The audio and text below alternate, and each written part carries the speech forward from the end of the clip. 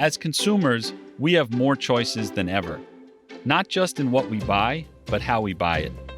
Recent inflation aside, we pay less for food and consumer staples than our grandparents, and we save an average of 2 hours a week shopping for such basics. And yet, the consumer experience, how consumers connect with the brand, still matters. You can't talk about what it means to be a consumer without talking about Walmart.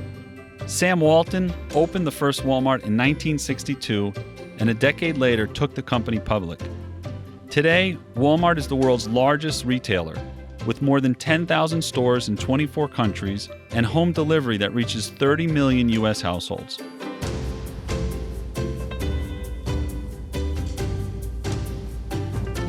Since taking the helm in 2014, CEO Doug McMillon had led Walmart through a period of massive disruption, a global pandemic, labor shortages, and recently, rapid inflation.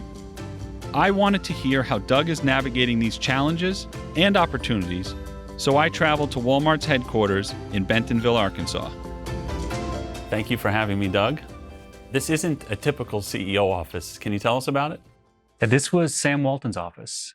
We've got a museum over on the town square where his original five and dime was, and when he passed away, they took everything, including the paneling, and they moved it over there. But this was the spot where Sam worked, so it's an honor to come in here every day. Yeah, he described it in a book that some people described it as an old truck terminal, so it's got a nice feel to it. A little nicer than that. Yep. So you started working with Walmart as a teenager in 1984. Can you talk about that experience, how some of that shaped how you've gotten to where you are today? Yeah, it's really, it seems like yesterday sometimes that happened. My dad was a dentist. He moved us here and opened a dental practice not far from here and said, go get a job, get to work. You're going to need some money for college. So I went to McDonald's, applied at $3.35 an hour, the Kraft cheese plant, which is now an art museum, and the warehouse across town, warehouse number 2, which paid $6.50 an hour. Kraft never called me back, but Walmart did. And so I was excited to have that job and started out doing summer work there, unloading trucks and picking orders.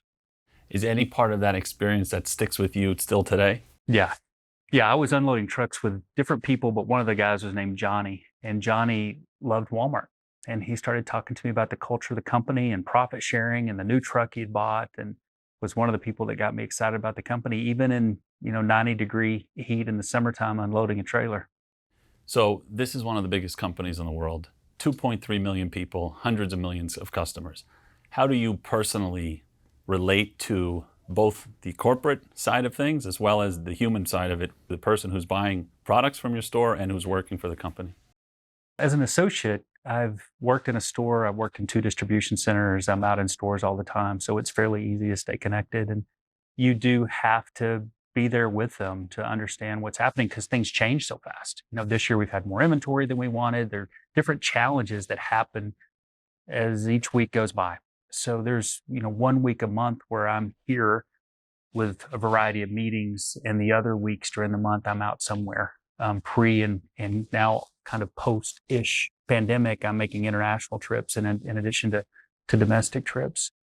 And while I am a customer and I am a Sam's Club member, and when I'm in stores and clubs, I'm asking them questions and striking up conversations with families and asking them how it's going. So it's fairly easy to stay in touch. Law of large numbers. The success that this company's had begets potential problems or challenges, more growth. What's your vision? How do you overcome that? And what's the vision for growth over the next, call it 5, 10, or 15 years? Yeah. Well, if I take the U.S., for example, if our market share is something like 12% of retail, that means there's 88% that we're not getting. So there's a lot of opportunity for us just in core retail. And that's where we start all of our activity. But we also think we can help with healthcare, and we're interested in financial services. And so I think the total addressable market of Walmart can expand over time in addition to just retail itself being so big.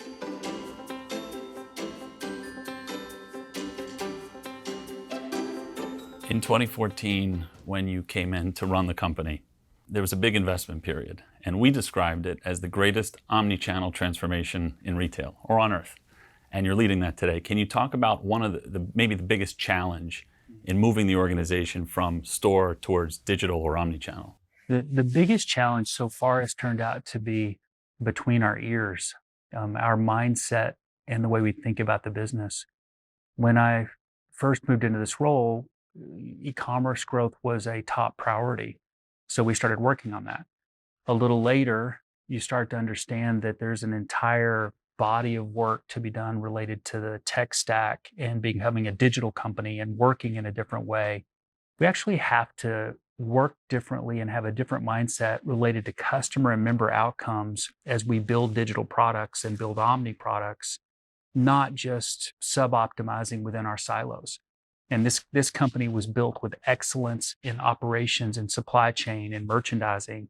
And a lot of us, including me, that were in those areas had a lot of decision-making authority. We ran our business, and that still happens today. One of the great cultural aspects of Walmart is ownership. But to really deliver a customer experience that you want, an outcome that you're designing for, you have to have design thinking, product management, an agile way of working, engineers at the table, and the customer has the authority to drive priorities and outcomes more so than any of us. And so there's a real mindset shift that you have to go through to have a digital transformation. And that's been the part that's taken the most persistence. I think that's been one of the most fascinating things to watch as an observer. How did you get this organization to accept it, and how did you overcome even your own, background within the stores to get to that point? That wasn't hard because the customer was telling us very clearly what they wanted. And we've always known when you break down the customer value proposition, the experience we're providing, it's made up of price, assortment, experience, and we think trust. The experience of e-commerce for some things is fantastic. I'm a Walmart Plus member with the in-home feature. And here in this part of the country and in some other parts of the country, you can now get delivery into a refrigerator. In our case, we do it in the garage. It's awesome. Like we can place an order on the app. And if we're traveling or something, when you get home, our groceries are in the refrigerator and the ambient products sitting on the floor next to the refrigerator. We didn't have to do anything. That is fantastic. So I think the customer is telling us even today what they want, and we're working hard to deliver that. You probably haven't always agreed with the board, and the company hasn't always agreed with each other in figuring out how to shift as an omnichannel retailer. What's been the greatest strategic debate at the executive level during this digital transformation, and how have you overcome it? Yeah, there were debates in the past about how big e-commerce will become and how it will play out by category. Those are all behind us. And the board never really disagreed with any of that. I think the board conversation has been about a variety of subjects, but a constant theme is speed. How do you go faster? And I think as the strategy has gotten clearer and clearer over time, that's the number one question I get. It's like, yeah, we got that. We hear you. We understand. What do you need to do talent-wise or resource-wise to pick up even more speed?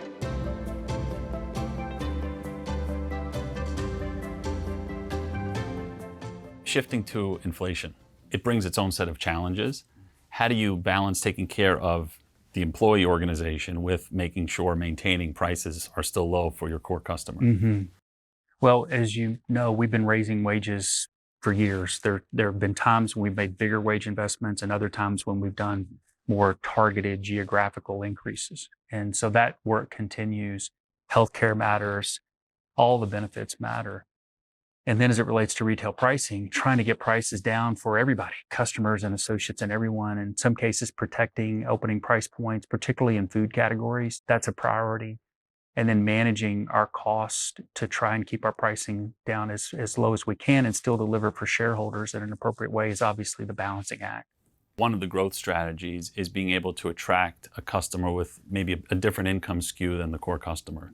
Can you rate your success in this area and how it's going? Yeah. And we can take a look at our market shares by category and see there are some categories, food, consumables, bicycles, televisions, where we sell to everybody, all kinds of income levels. Our market shares are high and they represent all of America. And there are other places where we've got opportunity. Apparel and home are two of those bigger categories. And we think that our product is improving, but our presentation in store has not caught up yet.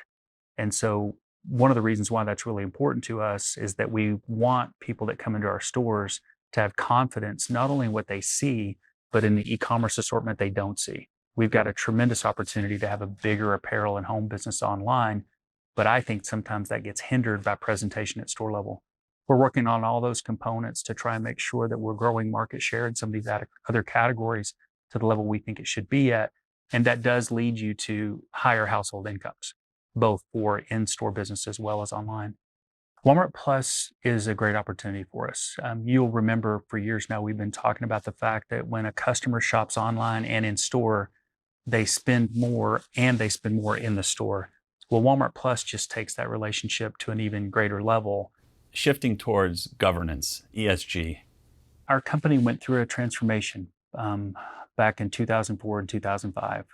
We were being criticized for a number of things, and Lee Scott was our CEO.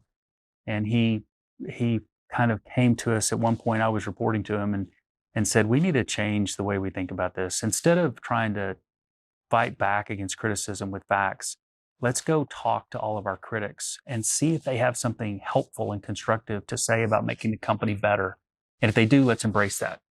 And that led to a lot of learning and a decision that we could take on environmental sustainability and some social issues and have a stronger business at the same time.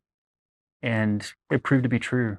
And so now, kind of fast forward to where we are today, the goals around renewable energy, where we're at 36% today, eliminating waste, we're at 80% today. Those, we wouldn't be that far along if we hadn't started back then.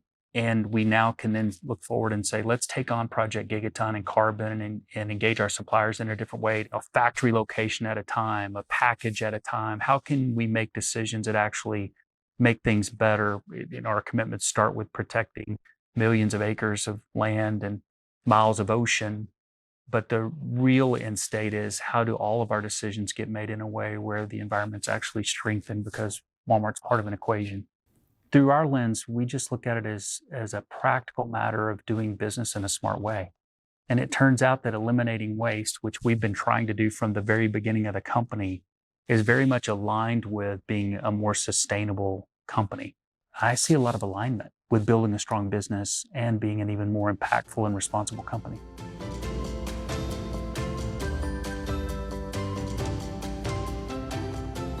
Always curious how you spend your time. First, professionally, the mix, how much time you're in the office, how much time you're seeing stores, and then personally, what do you do with your spare time? Time is that most precious asset, isn't it? I have a plan, and Paula, my assistant, and I lay out the year ahead and share key moments with the team on when we need to be together so that people are freed up to go where they need to go. So I can show you for next year where I'm at by day, not for every hour, but where I'm at by day, and we allocate time based on where the priorities are. That helps me ensure that my time allocation is wise on behalf of Walmart and helps balance my life a bit too. I take my PTO. My wife and I have a wonderful family, and we like spending time with them. That's our priority.